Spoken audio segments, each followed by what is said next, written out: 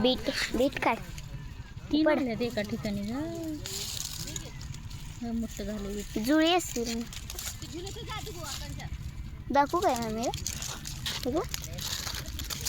बिचारी पानं कशी सुकले. ये और एक भेंडी. भेंडीचं कुठे गेलं सगळं बा? भेंडीचं हाय तिथं. तिकडंच ठेवलंस का सगळं? होय. कुठे ठेवलंस? ए भैया ए भैया ह्या ग दिसल्या काय? ए भैया ग